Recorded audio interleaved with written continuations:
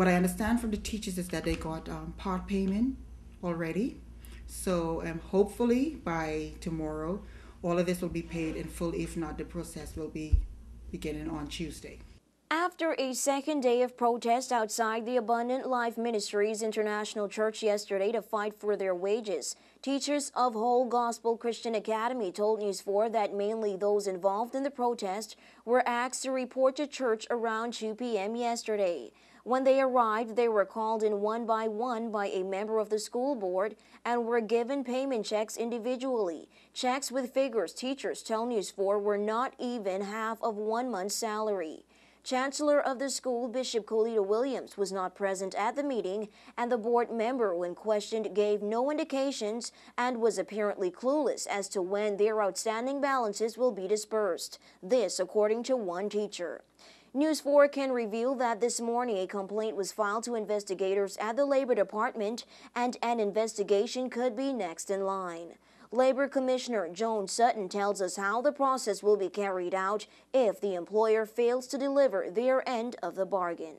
In regards to the teachers, you have 21 days with a labor inspector, and as I told you, Mr. Alfie Smith, he's the senior labor inspector. He will be dealing with it on his return on Tuesday, and within that time period, we do all the investigation and stuff like that. If at the end of the day, Mr. Smith cannot deal with it, or he can settle the case between both parties, then it's referred to the Commissioner of Labor for 7 days. And then the same step procedures follow. If the Commissioner of Labor cannot settle the matter, it is then referred to the tribunal.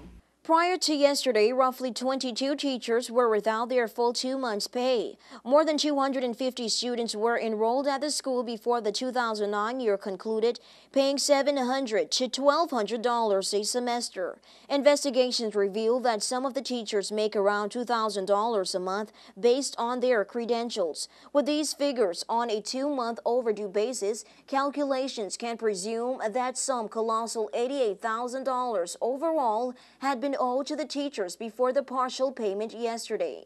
By law, in such a case, the employer could face the penalty of paying 2% interest more on their employees' salaries. The longer the payment is overdue, the higher probability of the interest escalating.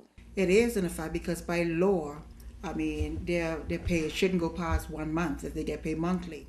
So it is a serious matter when you're looking at paying rent, utility bills, food, and any other expenses that they occur during that time period. So it is a serious matter. Our attempt to contact Bishop Williams since Tuesday, July 28th has failed. News 4 has left messages with the Secretary of the Church in hot pursuit of a comment on the issue and have even attempted contacting Bishop Williams via telephone. All have been proven unsuccessful. News 4 will continue to update you as this story develops. For WIV4 News, I'm Nikira John.